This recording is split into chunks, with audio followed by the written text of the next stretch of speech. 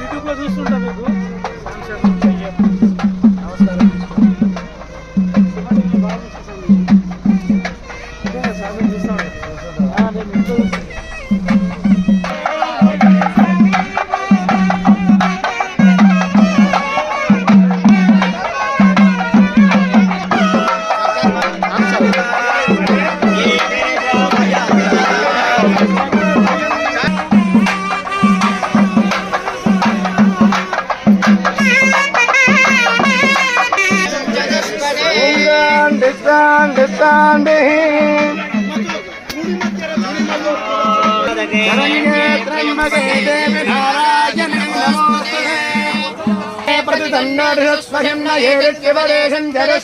नवग्रहदेवताभ्यो नमो नमः।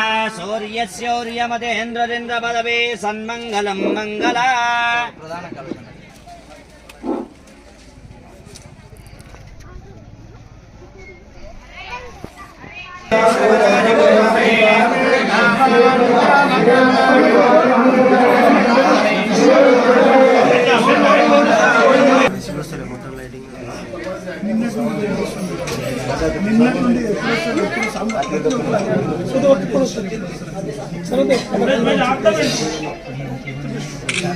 మన గ్రామానికి వచ్చారంటే ఎంతో అదృష్టం మనమంతా కూడా చేసుకున్నాము.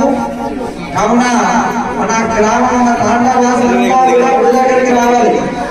ఇప్పుడు స్వామివారు అమృత వాక్యాలు సందేశాన్ని మనకు స్వామివారు జ్ఞానాన్ని మనకు ప్రసాదిస్తాడు. కాబట్టి అందరూ కూడా చక్కగా ఇక్కడికి రావాలి. స్వామివారి స్పీచ్ ప్రారంభమవుతుంది. ప్రవచనము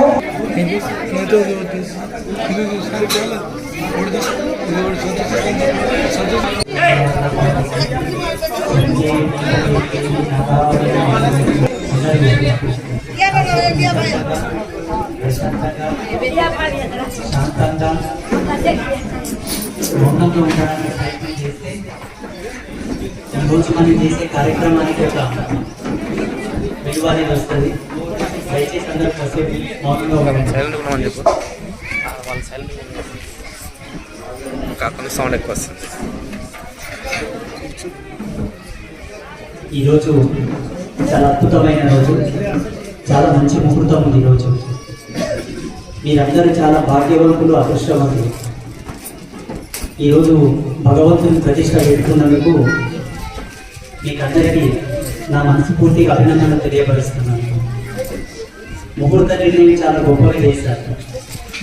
ఈరోజు చాలా ప్రతిష్టలు ఉన్నాయి. నిన్న సాయంత్రం నేను రావాల్సి వచ్చింది. అనివార్య కారణాల వల్ల రాలేకపోయాను. దాని గురించి నేను మిమ్మల్ని అందరినీ ఏమనుకోకూడదని కోరుకుంటున్నాను. ఆచార్యులు చాలాసార్లు ఫోన్ చేశారు, స్వామీజీ దయచేసి మీరు రండి, మీ మీద చాలా ఆశలు పెట్టుకున్నారు, ఎట్టి పరిస్థితుల్లో మీరు రావాలని చెప్పారు. 100% ప్రయత్నం చేశాము. కాకపోతే అంతా భగవత్ సంకల్పం, కొన్ని కారణాల వల్ల రాలేకపోయాను. భగవంతుని యొక్క ఆలయ నిర్మాణం వెనకాల, భగవంతుని యొక్క ఆలయ నిర్మాణ ప్రతిష్ట వెనుక చాలా అంతరార్థం ఉన్నాయి. ఆ అర్థాన్ని కేవలం ఆత్మ సన్యాస యోగంలో ఉండి నిరంతరం తపస్సులో ఉండే ఋషులకు మాత్రమే దాని యొక్క మూల జ్ఞానం తెలిసింది. మీలాంటి సంసారికులు దాన్ని కనిపెట్టాలి, తెలుసుకోవాలని ప్రయత్నం చేసినా మీకు దొరకదు. ఎందుకోసం అంటే తదేక దృష్టి లక్ష్యం బ్రహ్మ అని చెప్పింది శాస్త్రం. నిర్వికల్ప స్థితిలో ఉండి దాని మీద గురి పెడితే తప్ప ఆ సత్యంగా అర్థం కాదు. కాబట్టి నీకు సంసార పోషణ, భార్య, పిల్లలు, సంసారం, అప్పులు, డబ్బులు, ఇదే చింతన మీకు సరి జీవితం అయిపోతుంది. అయితే ఆ సత్యాన్ని మీరు తెలుసుకోలేరు. కాబట్టి తెలిసిన వాళ్ళు చెప్పింది వినడమే మీ ధర్మం. ఇప్పుడు కన్ను లేనోడు లోకాన్ని చూడలేడు, కన్నున్నవాడు చూస్తాడు. కన్నున్నోడు ఎక్కడ పట్టకపోతే అక్కడ కన్ను లేనోడు వస్తాడా కదా.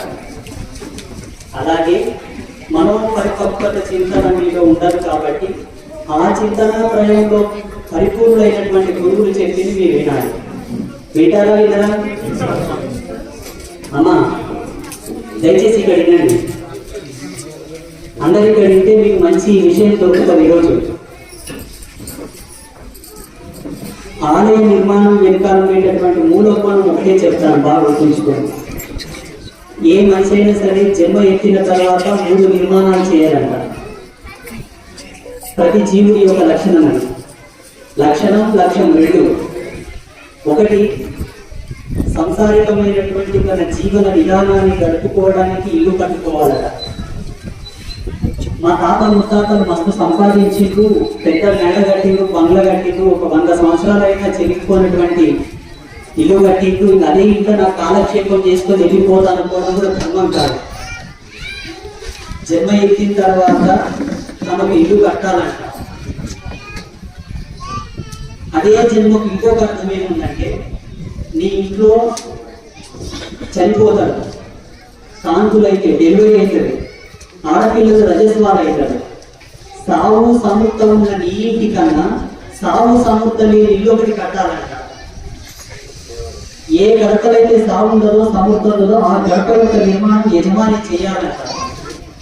పోనీ ఒక గుడి కట్టాలనుకుంటే సాగు సమృద్ధ లేని ఇల్లు అంటే గుడి, దేవాలయం. ఒక దేవాలయ నిర్మాణం చేయాలంటే అండర్స్టూడెంట్ సరిపోతుంది.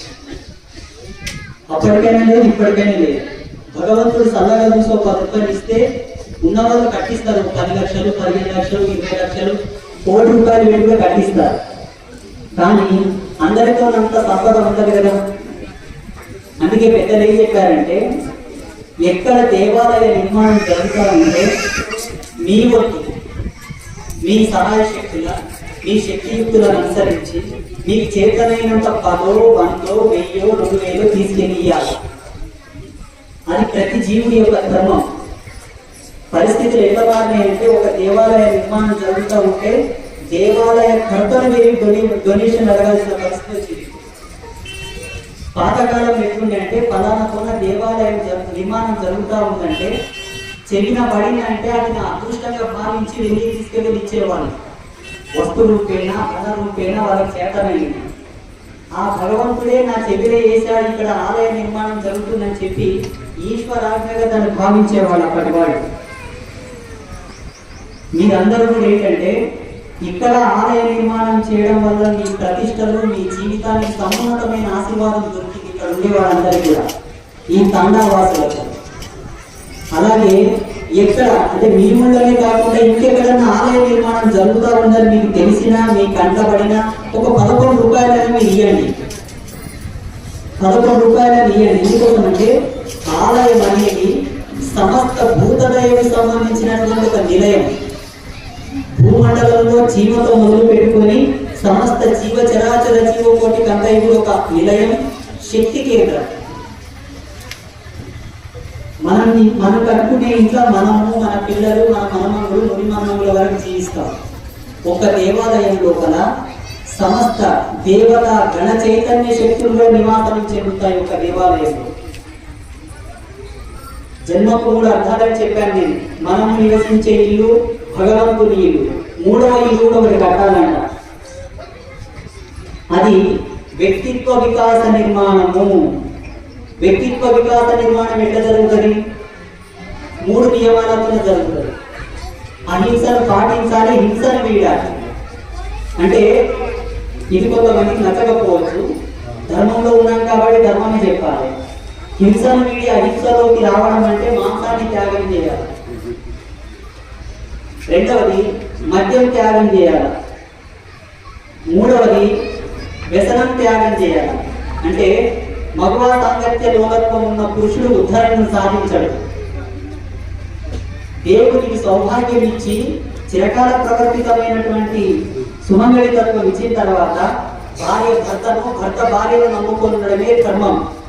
ఎవరైతే మాంసాన్ని విడుస్తారో, మద్యం విడుస్తారో, అంటే కళ్ళు, కోటర, బీర్, బ్యాండ్ ఇవన్నీ రాతారు కదా. మద్యం అంటే కొంతమందికి అర్థం కాకపోవచ్చు. తాగడం బంద్ చేయాలా, మాంసం తినడం బంద్ చేయాలా, భార్య ఉంటే భార్యనే దేవతని భావించుకొని భార్యతోనే ధర్మంగా జీవించాలా పురుషుడి లక్షణం. భర్త ఉంటే భర్తనే శివుడని నమ్మి భర్తకే జీవితాన్ని అర్పణ చేయాలా భార్య ధర్మం. ఈ 3 నియమాలు ఎవరైతే జీవితకాలం పాటిస్తారో వ్యక్తిత్వ నిర్మాణం జరిగినట్లే. ఏ మానవుడి శరీరానికి వ్యక్తిత్వ నిర్మాణం జరుగుతుందో అతడు భగవంతుని యొక్క ప్రీతిపాత్రుడు, భగవంతుని యొక్క సంగతిలో ఆయన వెళ్ళినట్టు లెక్క.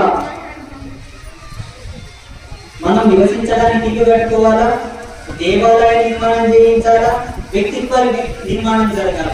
ఈ 3 నిర్మాణాలు జన్మకు జరగాలని చెప్పేసి ధర్మశాస్త్రంలో చెప్పారు. ఈ రోజు ఈ తాండవాసులు ఒక నిర్మాణం చేసినట్టే లెక్క. ఈ దేవాలయానికి ఎవరెవరైతే 10 రూపాయలు ఇచ్చారో, 10 నిమిషాలు టైం ఇచ్చారు, పని చేశారు, వాళ్ళందరికీ కూడా పుణ్యం వచ్చినట్టే లెక్క. దీని తదుపరి ఏంటి? రెండవది, మీ జీవన పోషణ విధానంలో ఉండేటటువంటి మార్పులు జరుపుకోండి. స్వామి, మీకు ఒక విషయం చెప్తాను, బాగా గుర్తుంచుకోండి. ఒక బైక్ తయారు చేసినటువంటి ఇంజనీరు దాంట్లో పెట్రోల్ పోయాలన్నా, డీజిల్ పోయాలన్నా, ఏం పోయాలని డిసైడ్ చేసి పంపిస్తాడు. అవునా కాదా? పెట్రోల్ పోసే బైక్లో డీజిల్ పోస్తే నడుస్తుందా? నడుస్తుంది. ఫ్యూల్ కెపాసిటీ ఉంటే నడుస్తుంది. కొన్ని రోజులు నడుస్తుంది, ఇంజన్ చెడిపోతుంది, మళ్ళీ బండి బంద్ అవుతుంది. అవునా? నేను డీజిల్ పోయాను, పెట్రోల్ పోయాను, నీళ్లు పోసి నడుపుతుంటే నడుస్తుందా? ఒక మిషన్ తయారు చేసిన ఇంజనీర్ దానికి ఎట్లా విలువలు పెట్టాడు, మిమ్మల్ని తయారు చేసిన భగవంతుడు కూడా మీ లోపల ఏమేమి పోసుకోవాలి, ఏమేమి తినాలని చెప్పి డిసైడ్ చేశాడు.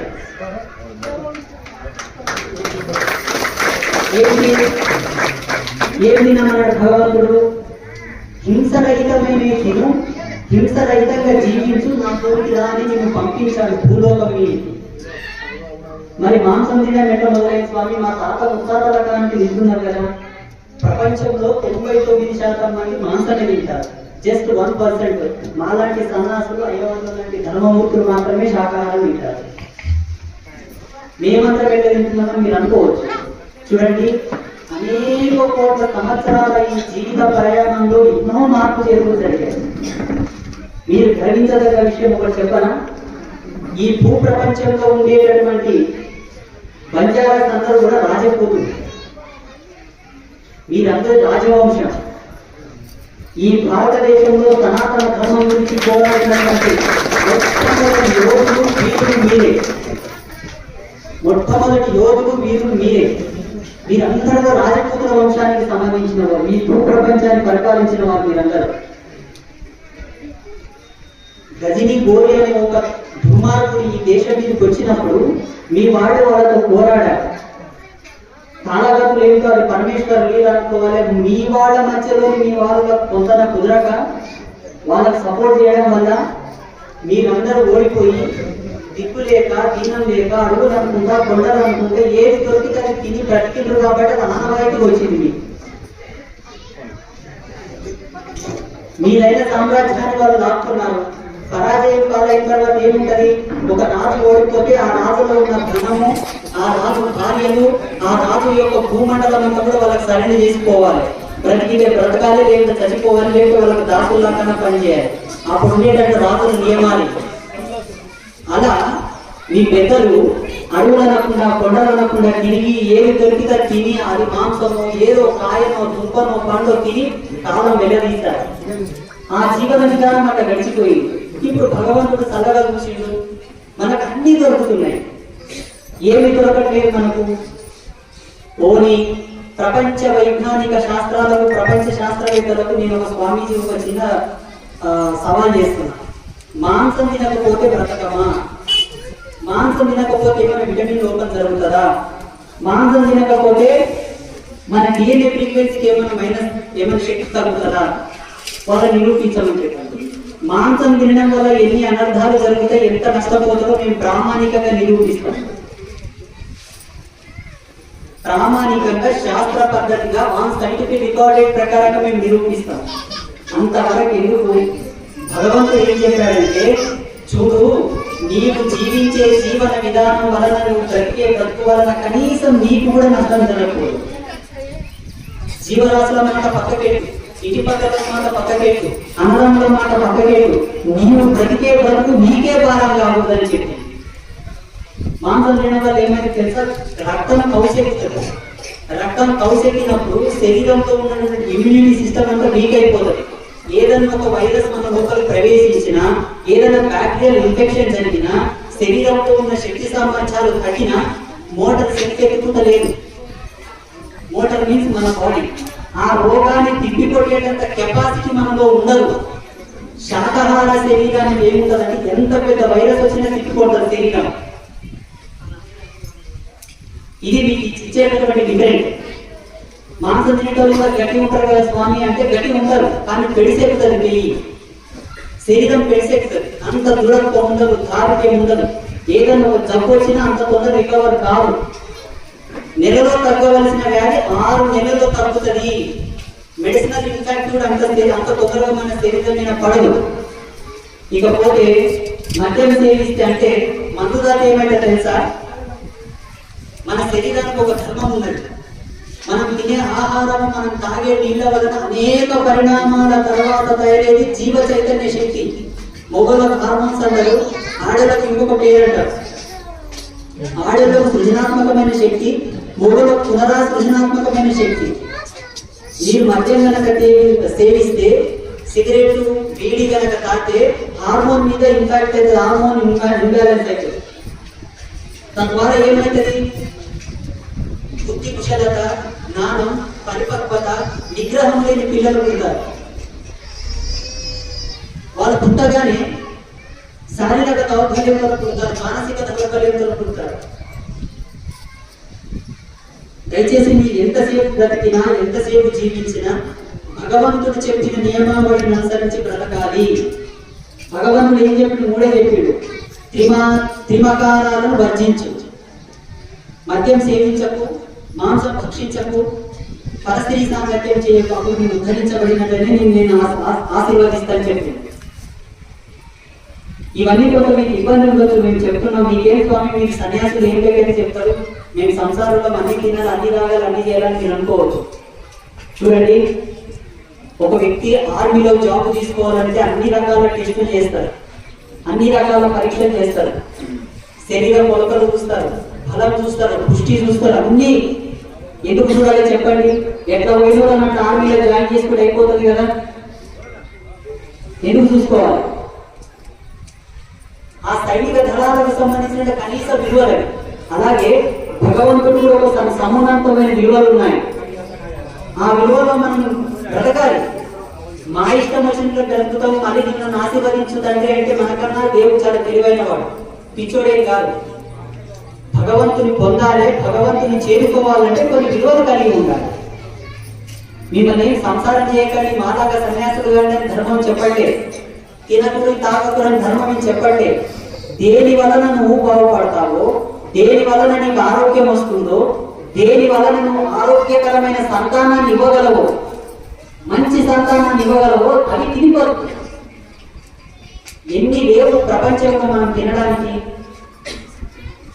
జీవించిన నాలు రోజు ఒక్కొక్క రకాల ఐటెం తిన్న కూడా తక్కువ, సత్యంత వరకు రకరకాలుగా తిన్న తక్కువ. పండ్లు ఉన్నాయి, పువ్వులు ఉన్నాయి, కాయలు ఉన్నాయి, సిరిదిళ్ళు ఉన్నాయి, డ్రై ఫ్రూట్స్ ఉన్నాయి, పంట రసాలు ఉన్నాయి, ఎన్ని లేవు, అనేకం ఉన్నాయి. ఒక్క విషయం చెప్తాను, బాగా గుర్తుంచుకోండి. ఒక చెట్టు 100 పండ్లు కాస్తాయి. 100 పండ్లలో ఒక 5 పండ్లు ఒక పూట తింటావు, మరో ఒక పూట ఒక 5 పండ్లు తింటావు, మరో ఒక పూట 5 పండ్లు తింటావు, 15 పండ్లు కాదు. 100లో 15 పోతే ఎన్ని మిగిలినాయి?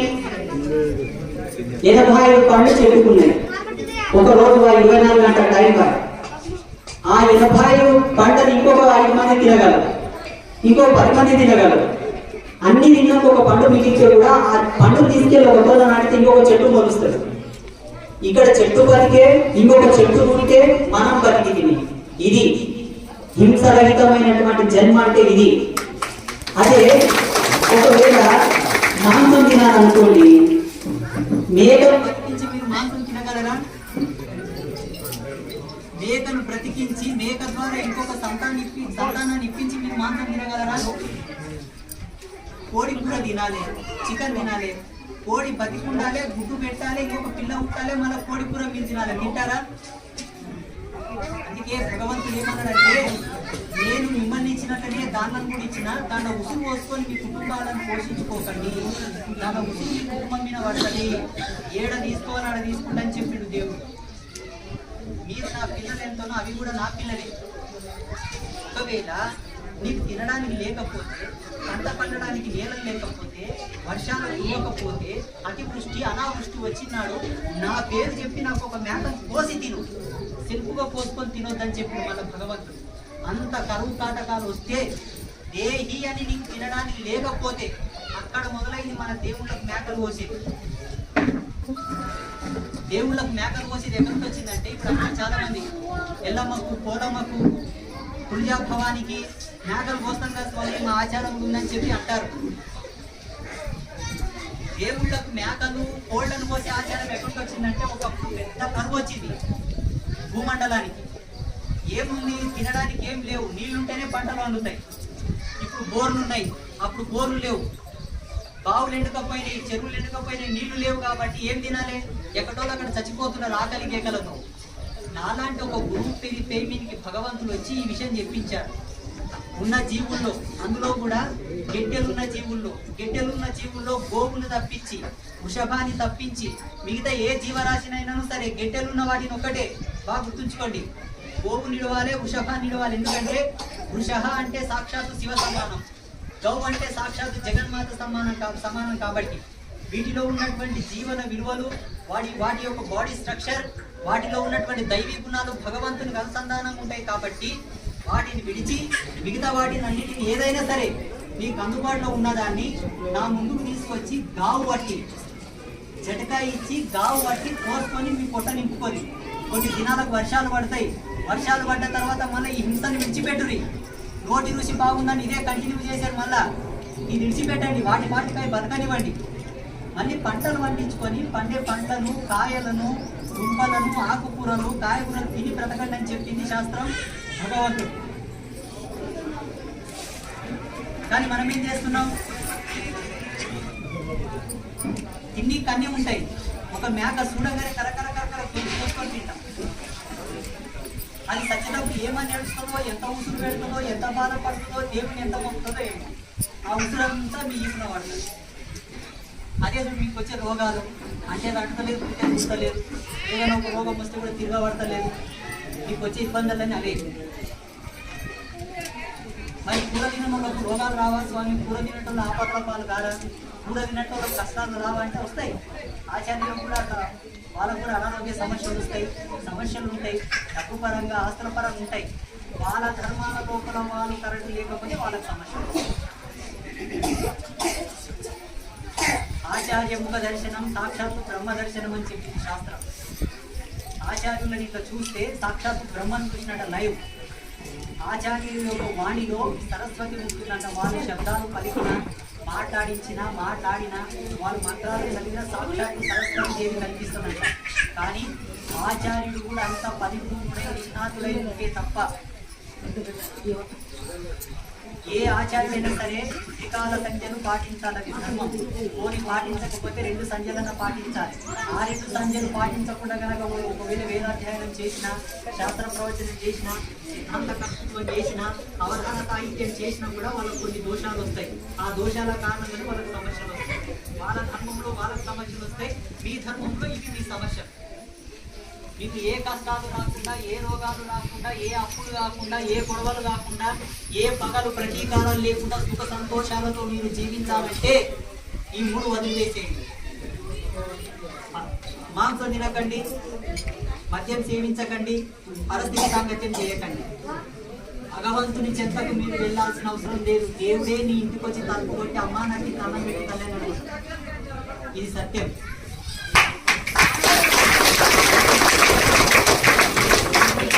నచ్చకపోవచ్చు, ఏమనుకోకండి, నచ్చకపోవచ్చు. సన్యాసుల ధర్మం మీకు నచ్చినా నచ్చకపోయినా ధర్మాన్నే చెప్పాలి. మీకు ఒక్కొక్కరు నేను చెప్తే స్వామి మీకు అయితే మీరు వినండి, నచ్చకండి, మా ధర్మం కాదు. ఇక్కడ భగవంతుని కోవెల ఉన్నది, భగవంతుని యొక్క ప్రతిష్ట జరుగుతున్నది, ఆచార్య గణం ఉన్నది. నాకు ఒక పాత్రత ఇచ్చారు, అభిమానంతో నన్ను పిలిచారు. కాబట్టి కాలమన్నా నన్ను నిర్మించదు, ఈ కాలన్నా నన్ను నేరస్తుడిగా పరిగణించదు. మీకు ఒక విషయం తెలుసా? ప్రపంచంలో అందరికన్నా తెలివిమంతులు ఎవరో తెలుసా? నిరంతరం తెలిసేవాడు ఒకడు ఉన్నాడని గ్రహించిన వాడే తెలివిమంతుడు. నిరంతరము 24 గంటలు 365 రోజులు నాడు ప్రతి సెకండ్ నన్ను ఒకరు చూస్తున్నారని నమ్మిన వాడే తెలివి మాకు. అందరికన్నా అజ్ఞాని తెలివిహీనుడు ఎవరో తెలుసా? అన్ని తప్పులు చేసి మళ్ళీ ఆ తప్పులు ఇంకొకరి మీద నెట్టుకుంటారు చూసావా, వాడు అందరికన్నా అతి తెలివిహీనుడు అన్నమాట. మన జీవితం ఎంత, మనం ప్రతిలో 100 సంవత్సరాలు బతుకుతాం. దేవుడు సలహా ఇస్తే 150 సంవత్సరాలు బతుకుతాం. అన్నాళ్ళు బతుకము యోగులు మాత్రమే బ్రతుకుతారు. ఈ 100 సంవత్సరాల మీ జీవిత ప్రయాణంలో పోయిన జన్మల ఉత్తర జన్మల మీరు చేసుకున్న పాప కర్మములే మీరు కడుక్కోవడానికి మీ జన్మ సరిపోదు. మళ్ళీ తెలిసి ఈ జన్మలు ఎందుకు తప్పు చేస్తారు మీరు? మేమేం తప్పు చేసినాం స్వామి? పనులు చేయడం తప్ప, వ్యాపారం చేయడం తప్ప, రిజిస్టర్ చేయడం తప్ప, రాజకీయం చేయడం తప్ప అనుకోదు. నీవు బ్రతకడానికి, జీవించడానికి, నీ పెళ్ళం పిల్లల్ని పోషించడానికి ఎన్ని యాతనలు పడ్డా ధర్మం సమ్మతమే చెప్పింది. ధర్మం ఏడు ఎత్తి చూపిందంటే ఇంతకుముందు చెప్పిన 3 విషయాల్లో నీకు ఆన్సర్ చెప్పింది.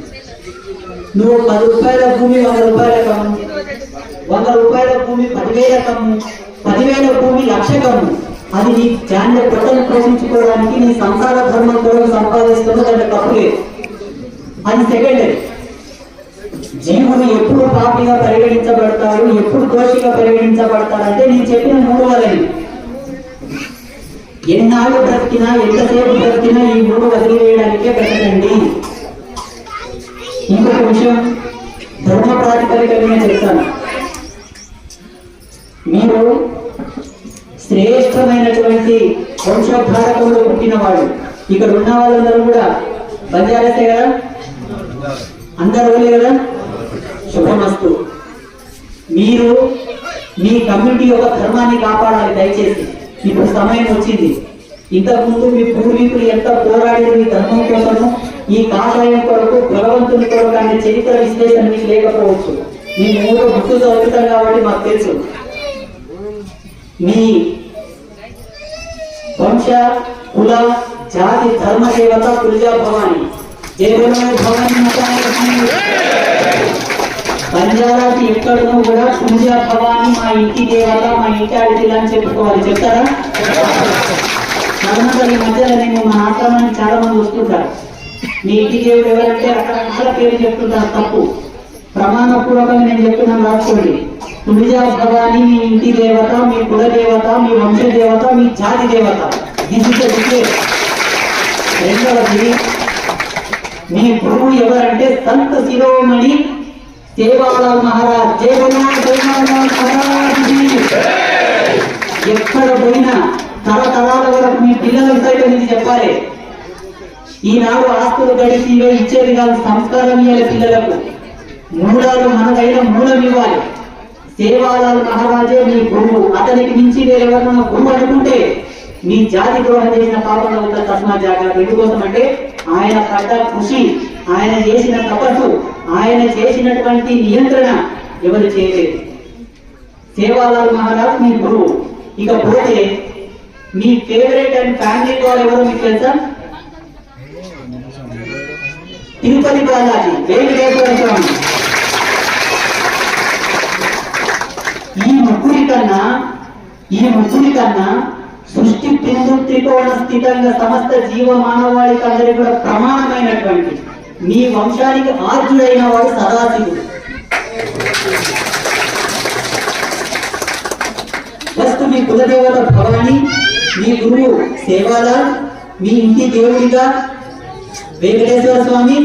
వీళ్ళందరికన్నా ఆర్జుడిగా సదాశివుడు. ఈ నలుగురిని మీరు కొలవాలి, ఈ నలుగురిని కాదని ఎవరిని కొలవకూడదు. అయితే ఇక్కడ ఆంజనేయ స్వామి ప్రతిష్ట ఉంది కదా స్వామి. ఆంజనేయ స్వామి ఎవరంటే 1,00,000 మందిని వెలుగు, 1,00,00,000 మందిని వెలుగు, రోజుకొక దేవుని పూజించు ప్రమాణం. వీళ్ళను నలుగురు ధర్మశాస్త్రంలో ఏముందంటే కులదేవతల ఆశీర్వాదం లేకుండా, ఇంటి దేవుడికి పర్మిషన్ లేకుండా ఏ దేవుని పూజ కూడా మన ఇంటికి రాదంట. ఇంటి దేవుడికి దీపం వేసిపోయి ఇంటి దేవుడికి ముక్కిపోతే అన్ని పూజలు సస్యశ్యామలంగా అవుతాయంట. మీదైన దైవ సంపత్తి మీకు తెలియాలని నేను చెప్తున్నాను. ఇంకొకటి, మీ యొక్క కమ్యూనిటీని, మీ యొక్క ధర్మాన్ని కాదని ఎవరైనా క్రైస్తవులుగా మారిన, కన్వర్ట్ అయినా, వేరే దేవుళ్ళకు పూజ చేస్తున్నా కూడా మీరు ఎదిరించాలని మీ ధర్మం. మా దగ్గర బిజ్వాడ గ్రామానికి పక్కన పాత తాండా అని ఉంటుంది, ధర్మవాడ నుంచి మరికే వెళ్తుంటే ఒక ఆయన మాస్టర్ గా మారి వాళ్ళ తాండాకు వచ్చాడు. తాండా వాసులంతా కూడా ఆయన ఎదిరించి తాండా నుంచి వెలివేశారు. ఆయన నువ్వు ఇక్కడ ఉండడానికి వీల్లేదని. అలా మారాలి వీళ్ళందరూ కాపాడారు. ఎందుకోసం అంటే అది ఒక చీడపురుగు.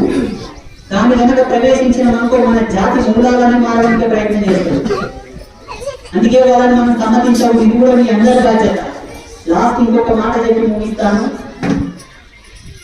భార్య అంటే సాక్షాత్తు పార్వతి స్వరూపం, భర్త అంటే సాక్షాత్తు శివ స్వరూపం. ఏ వంకతో కూడా పరిభూషణ చేయకూడదు ఆడవాళ్ళు, ఏ వంకతో కూడా భార్య మీద చేయకూడదు మగవాళ్ళు. ఒకవేళ చిన్న చిన్న కారణాలు మీరే పెద్ద రాజ్యాలు గెలుచుకోవాలి, కోర్టు రావు, భూములు రావు. చిన్న చిన్న అనుమానాలు, చిన్న చిన్న కారణాల వల్ల కొట్టుకుంటుంటారు, ఆలుమోలు తక్కువ పడుతుంటారు. లక్ష్మీదేవి ఏం మాట చెప్పిందంటే, ఏ ఇంట్లో అయితే భార్యాభర్తలు పాలలో నీళ్ళలా కలిసి ఉంటారో ఆ ఇంటికి బర్గతి కలుగుతుందని చెప్పి, యశస్సు ఉంటుందని చెప్పి. చిన్న చిన్న కారణాలే. ఒకవేళ భార్య అనుమానం కలిగితే భర్తతో 1-10 సార్లు అడిగి తెలుసుకొని సామరస్యంగా మారిపోవాలి. భర్తకు అనుమానం కలిగితే భార్య 1-10 సార్లు అడిగి సామరస్యంగా మారాలని తప్పిస్తే శరీర ఆవేశానికి లోబడి భార్య భర్తలు గొడవ పడకండి. ఒక ఇంట్లో భార్య భర్తలు గొడవ పడడం వల్ల ఆ ఇంటి యశస్సు ఎంత తగ్గుతుందో మాకు తెలుసు. ఇంటికి కళాకర్షణ ఉంటది. ఇప్పుడు ఇక్కడ దేవాలయంలో భగవంతుడికి కళాకర్షణ చేస్తారు. భగవంతుడికి ఆచార్యుని ఎంత మంత్రశక్తిని ధారపోసి కళాకర్షణ చేస్తే భగవంతుడికి అంత సత్యం ఉంటది. ఇంట్లో భార్య భర్తలు ఎంత సంతృప్తంగా కలిసిమెలిసి జరిగితే ఆ ఇంట్లో కళాకర్షణ ఉంటది. కళాకర్షణ ఉన్న ఇంట్లోనే వాళ్ళు ఉపదేస్తే కూర్చుంటే లేకుంటే భర్తలు ఉండలేదు. ఇంట్లో భార్య భర్తలు కలిసిమెలిసి సన్నిశామరంగా ఉంటేనే ఇంట్లో రోగాలు ఉంటలేవు. పిల్లలు సన్నిధి కూడా నెత్తికెక్కుతుంది. లేకపోతే అశాంతికి గురి కావాల్సిన అవసరం వస్తుంది. దయచేసి నేను చెప్పిన విషయంలో మీకు ఏమైనా ఇబ్బంది కలిగించి ఉంటే నన్ను మన్నించాలని కోరుకుంటున్నాను. నేను ధర్మం మీద చెప్పినా మీకు నచ్చినా నచ్చకపోయినా భగవంతుడు మమ్మల్ని నచ్చుకుంటే చాలు. మానవుడు మెప్పుకోవడం మేము ఎన్నడూ బ్రతకము, భగవంతుడు మెప్పుకోవడం బ్రతుకుతాం. నేను చాలా మంది అంటారు, స్వామి నువ్వు సన్యాస ధర్మంలో ఉన్నావు అంటారు. సన్యాస ధర్మంలో ఉన్న కడాలు వేసుకోరు, కాళ్ళకు ఉంగరాలు పెట్టుకోరు అంటారు. నువ్వు ఎంత ఉంగరాలు పెట్టుకున్నావు అని అడిగారు. స్వామి సన్యాస పాటలు ఉన్న వాళ్ళకు సిఖం ఉండదు కదా, నువ్వు ఎందుకు సిఖ పెట్టుకున్నావు అన్నారు. నా ఆశ్రమ ధర్మాలు, నా పరంపర నియమాలు నావి. ఎవరి మెప్పు కొరకు, ఎవరి ప్రతిష్ట కొరకు నేను బ్రతకాను.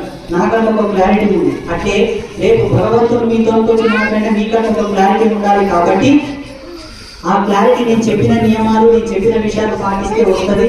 తప్పకుండా మీరందరూ పాటిస్తారని నేను కోరుకుంటున్నాను. ఈరోజు ఇంకా 2 ప్రతిష్టలు ఉన్నాయి. మీరు అనుమతిస్తే భగవంతుడి మీద న్యాసం ప్రతిష్ట చేసి నేను వెళ్ళిపోతాను. ఒకసారి గట్టిగా నేను చెప్పిన విషయాలు మళ్ళీ చెప్పండి. జై బోలో సేవాలాల్ మహారాజ్ కి జై, భవానీ జై, భవానీ జై, భవానీ. ఒక్కసారి భవానీ చేయబడితే వీర కళలు ప్రవేశిస్తాయి మన లోపల. మన శరీరంలో వీర చైతన్య శక్తులు యాక్టివేట్ అవుతాయంట. అందుకే ఛత్రపతి శివాజీ మహారాజ్, పృథ్వీరాజ్ చౌహాన్ లాంటి వాడు యుద్ధం చేయకపోవడం కట్టి ఎత్తగానే జై భవానీ అన్నారంట.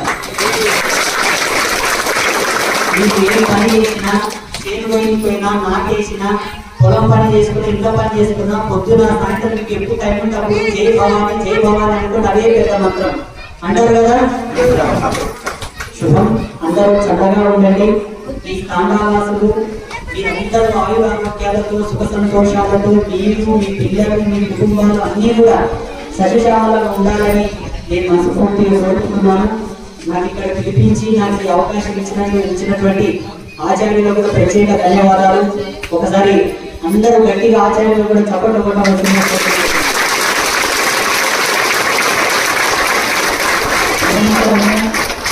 భగవన్ నామ స్మరణతో 365 రోజులు అయ్యవారి మంత్రాలు అవసరమే ఉంటాయి.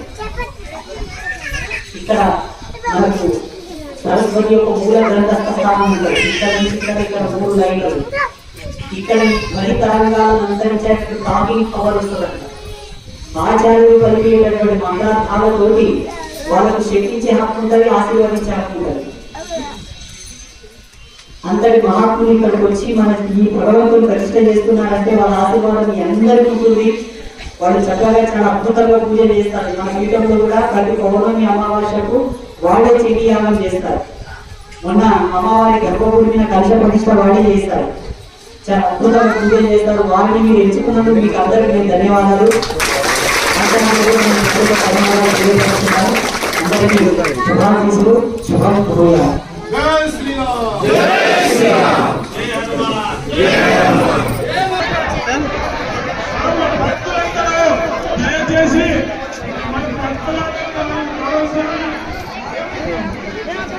ప్రోగ్రామ్ వస్తుంది అదే